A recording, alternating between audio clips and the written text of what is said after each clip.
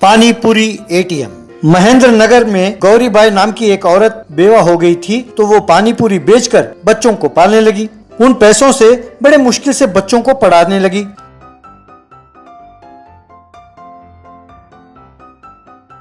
ये देखकर लोग बच्चों से, बच्चों मन लगाकर पढ़ो, तुम्हारी माँ बहुत मेहनत करके तुम्हें पढ़ा रही है, तुम बड़े होकर उसकी खूब सेवा करना। एक दिन गौरीबाई पानीपुरी बेचकर आने में देर हो गई तो बच्चे परेशान हो गए। गौरी की छोटी बेटी सिमरन बहुत बवाल मचाने लगी। दादा, माँ घर रोज जल्दी टाइम पर आ जाती है ना, अब तक क्यों नहीं आई? मुझे बहुत डर लग रहा है। चलो जाकर देखते हैं, शायद माँ को कुछ हो गया है। हमेशा 10 बजे तक माँ लौट जाती है ना, पता नहीं आज इतना देर क्यों लगा रही है। यूं परेशान हो रही थी। सिमरन, तुम चिंता ना करो, कभी कभी यूं लेट हो जाता है। माँ ने कहा था ना कि देर हो जाए तो भी घर पर ही प्रतीक्षा करनी चाहिए। इस टाइम पर घर से बाहर जाना खतरनाक है। थोड़ी देर और देखते हैं। यूं कह रहा था कि गौरीबाई घर पहुंची। दोनों बच्चे जाकर उससे लिपट गए। उसके हाथ में पानीपुरी वाली टोकरी और स्टैंड नहीं दिखा। माँ, टोकरी और स्टैंड क्या हुआ? आज इतना देर क्यों लगा दी? बेटा, हमेशा की तरह मैं आज पानीपुरी बेच रही थी कि एक पुलिस वाला ने आकर जबरदस्ती से पानीपुरी को गिरा दिया। पानीपुरी के टोकरी, स्टैंड वगैरह वो ले जाकर पुलिस स्टेशन में रख दिया। मेरे पानीपुरी बेचने से लोग जमा होते हैं, जिसे बीमारी फैलने का खतरा है, ये कहकर मुझे चेतावनी देकर बेच दिया। मैंने उन्हें बहुत बार समझाया कि ये मेरा रोजगार का जरिया है, इसके बिना मैं और मेरे बच्चे भूखे रह जाएंगे, पर वो सुनने के लिए तैयार ही नहीं था। उसने कहा कि दोबारा पानीपुरी बेचा तो अरेस्ट करके जेल में डाल देगा। कहकर आंखें पोंछने लगी। फिर वे सब सोने लगे। गंभीर को नींद नहीं आई। उससे माँ की तकलीफ देखी नहीं गई। फिर वो उठकर बैठा और पानीपुरी एटीएम मशीन को बनाने लगा। गौरी ने सवेरे उठकर देखा तो उसके घर के बाहर एटीएम मशीन की तरह पानीपुरी मशीन दिखाई दी। उसे देखकर हैरान होकर गौरी, अरे गंभीर, ये क्या है? कहाँ से आई है? कौन लेकर आया? देखने में ये एटीएम मशीन दिखता है, लगता है कोई चोर चुराकर यहाँ इसे छोड़ दिया है। पहले ही पुलिस हमसे नाराज है, अब इसकी वजह से नई मुसीबत न आ जाए, कहकर डरने लगी। माँ, तुम चिंता ना करो, ये पैसे देने वाला एटीएम मशीन नहीं है। तुम्हें चिंतित देखकर मैंने रातों रात ये पानीपुरी एटीएम मशीन बनाया है। इसमें पैसे डालते ही पैसे की बराबर पानीपुरी बाहर निकलेंगे। इस नल में कई किस्म के पानी निकलेंगे। ये वॉइस कमांड पर काम करता है। अगर आप कहोगे पानीपुरी एटीएम मशीन पानीपुरी में जीरा वाटर भर देना तो जीरा वाटर भर देगा, कहकर उस मशीन का विवरण देने लगा। अपने माँ के हाथों पैसे डलवाया। पानीपुरी के बाहर निकलने पर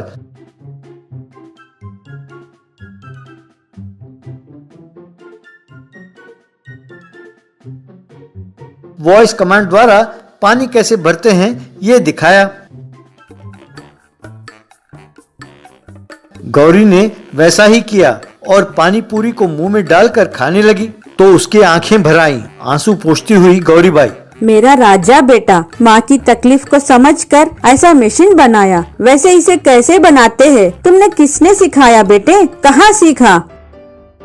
माँ, तुमने ऑनलाइन क्लासेस के लिए सेलफोन खरीद कर दिया था ना, उससे इसके काम करने की विधि और इसे हम कैसे उपयोग में ला सकते हैं ये मैंने सीखा है।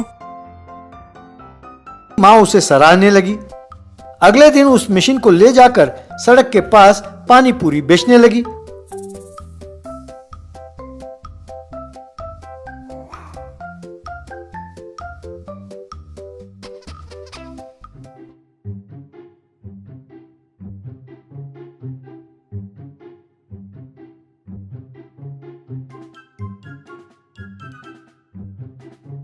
पानीपुरी मशीन को देखकर लोग वहां उमड़ने लगे।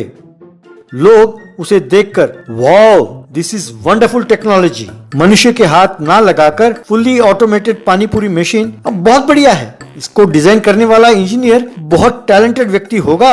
यूं प्रशंसा करते हुए और पानीपुरी खाते हुए लोग जाने लगे। तब वहाँ से गुजर रहे एसआई ने गौरीबाई को देखा। वाह, ये टेक्नोलॉजी मशीन बहुत बढ़िया है। ये पानी पूरी एटीएम मशीन किसका है? गौरीबाई, क्या ये तुम्हारा है? इसे खरीदने के लिए बहुत पैसे खर्च हुए होंगे। मुझे तुमसे कोई नाराजगी नहीं है। यूं तुम्हारे पास लोग जमा हो रहे हैं कहकर हमें कंप्लेंट मिला था, पर ये मशीन तो लोगों को दूर रहने की हिदायत देता है। ऐसे रूल का पालन करने वाले को ही पानी पूरी देती है ये मशीन। ये तो बहुत बढ़िया है। किस कंपनी ने इसका डिजाइन किया? सरकार, इसे मेरे बेटे गंभीर ने बनाया है। मेरे तकलीफ को देखकर उसने इसे बनाया साहब। इतने प्रतिभाशाली बेटे को जन्म देने के लिए तुम्हें गर्व होना चाहिए। यूं प्रशंसा करते हुए उसके बारे में सारे अखबारों में छपवाया।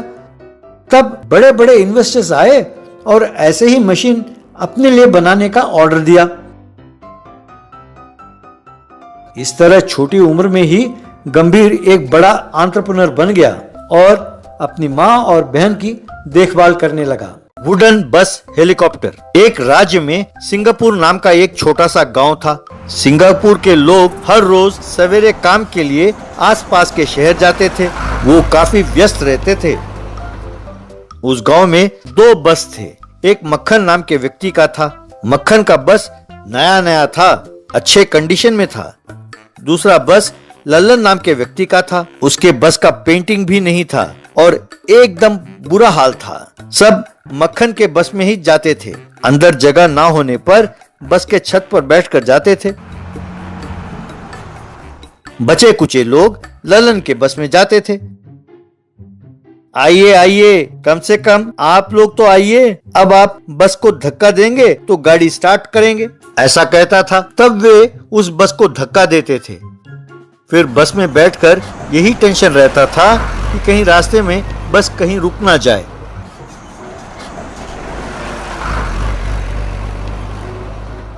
एक दिन मक्खन लल्लन से, यार ये तेरा क्या जिद है? तेरे दादाजी बस चलाते थे तो इसका मतलब ये तो नहीं कि तू भी उसी बस को चलाएगा। तुम अपनी दादी की बात छोड़ दो और किसी कबाड़ी को ये बस बेच दो। उन पैसों से कम 1 हफ्ते के लिए तुम घर पर बिरयानी तो खा सकते हो। समझ रहे हो ना कि मैं क्या कह रहा हूँ? इस गांव का मैं ही किंग हूँ, तुम जोकर हो, ये बात समझो। लल्लन गुस्से से वहाँ से चला गया।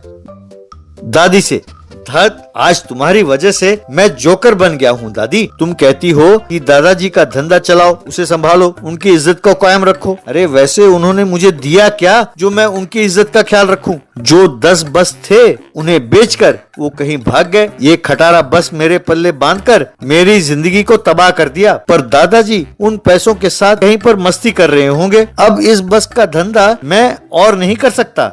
ऐसे ना कहो बेटा, मैं मानती हूँ कि तुम्हारे दादाजी संकी जरूर है, पर वो बुरे आदमी नहीं है। मैं नहीं जानती कि उन्होंने बस क्यों बेचे और कहाँ गए, पर उसकी कोई ठोस वजह जरूर होगी, ये मैं कह सकती हूँ। ऐसे कह रही थी तो सारा घर एकदम से हिलने लगा, मानो कोई भूचाल आ गया हो। घर के सारे सामान नीचे गिरने लगे। दोनों डर गए। ये क्या दादी, अपने घर के नीचे की जमीन यूं क्यों कांप रही है? कोई हेलीकॉप्टर की आवाज भी सुनाई दे रही है। रुको, मैं जाकर देख कर आता हूँ, कहकर बाहर गया। लल्लन घर के चारों ओर देखने लगा। एक जगह उसके पैरों के नीचे लकड़ी की आवाज आई। वहाँ से घास को हटाकर देखा तो वहाँ एक लकड़ी का दरवाजा था। लल्लन उस दरवाजे को खोलकर अंदर गया। अंदर जाकर देखा तो वहाँ एक वुडन बस हेलीकॉप्टर था। वहाँ लल्लन का दादा चलन, हे चक्के पे चक्का, चक्के पे गाड़ी, गाड़ी पे निकली अपनी सवारी, कहकर नाच रहा था। वो लल्लन को देखकर चौंक गया। लल्लन उनके पास गया। ए, तुम कौन हो? तुम यहाँ क्यों आए हो? तुम यहाँ आए कैसे? तुम अमेरिका से आए हुए जासूस हो ना? ठहरो, मैं अभी तुम्हारी खबर लेता हूँ, कहकर लकड़ी उठाया। दादाजी, दादाजी रुको, मैं लल्लन हूँ, आपका पोता। ये हेलीकॉप्टर क्या है? ये अमेरिका के जासूस क्या है? मैं कुछ समझ नहीं पा रहा हूँ दादाजी। अरे लल्लन मैंने तुझे तब देखा था जब तुम बहुत छोटे थे, इसीलिए तुम्हें नहीं पहचाना। 20 साल पहले मैंने ये बस हेलीकॉप्टर प्रोजेक्ट शुरू किया था। उसके लिए मैंने अपने सारे बस बेच डाले। अमेरिका के एक हेलीकॉप्टर कंपनी वालों को ये पता चला कि मैं बहुत कम खर्च पर एक हेलीकॉप्टर बना रहा हूँ। वो मुझ पर निगरानी करने लगे। वो मेरे प्रोजेक्ट को विफल करना चाहते थे बेटा, इसीलिए तब से मैं अंडरग्राउंड हो गया, तुमको भी नहीं दिखा। आखिरकार आज मेरी मेहनत रंग लाई है। सच पूछो तो बेटा, ये प्रोजेक्ट मैंने तुम्हारे लिए ही बनाया है। मैं चाहता था कि तुम मेरी तरह बस चलाना छोड़कर ठाठ से हेलीकॉप्टर चलाओ, यही मेरी इच्छा है। ललन बहुत खुश हुआ। अगले दिन ललन उस वुडन बस हेलीकॉप्टर को बस स्टैंड पर ले गया। उसे देखकर मक्खन चौंक गया। आओ भाई आओ, आपके लिए मैंने हेलीकॉप्टर बस बनाया है। अब से आप अपने काम पर चुटकी बजाते ही पहुंच जाएंगे। आपको सवेरे जल्दी उठने की जरूरत नहीं पड़ेगी। अब से बस के ऊपर बैठकर जाने की कोई जरूरत नहीं है। मैं हर 10 मिनट में एक ट्रिप लगाऊंगा। आइए बस में बैठिए और बस के दाम पर ही हेलीकॉप्टर में यात्रा करें, कहकर आवाज देने लगा। सब खुश होकर उस बस हेलीकॉप्टर में बैठ गए। वो उड़कर चली गई।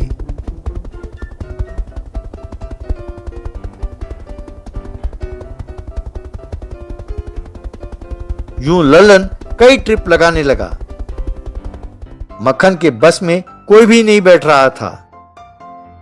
इस तरह ललन तीर्थ यात्रा पैकेज, फैमिली पैकेज वगैरह का प्रबंध करने लगा और लोगों को देश भर में घुमाने लगा। लोग उसके हेलीकॉप्टर में बहुत आनंद लेने लगे। बहुत ही जल्द ललन ने लाखों रुपए कमा लिया। ये देखकर दादा दादी बहुत खुश हुए। कुछ दिनों बाद मक्खन ने अपना सारा जायदाद बेचकर एक सचमुच का हेलीकॉप्टर ले आया। ये देखकर ललन अरे नामाकूल, मेरे दादाजी ने 20 साल लगाकर ये वुडन हेलीकॉप्टर क्यों बनाया जानते हो? ये लकड़ी का बना है तो पेट्रोल की खपत ज्यादा नहीं होगी। ऊपर से इसमें 40 आदमी को बिठा सकते हैं। तुम अपने हेलीकॉप्टर में 4 लोगों को भी नहीं बिठा सकते। इसे तुम शेयर सर्विस पर लगाओगे तो हर महीने पेट्रोल के लिए नित नए बैंक से लोन लेने होंगे। इसलिए मेरी बात मानो, इसे बेच डालो। तुम्हारा घाटा सिर्फ 30-40 लाख रुपए का होगा। उससे बस खरीद सकते हो, समझे? कहकर चला गया। मक्खन सिर पीटता रह गया।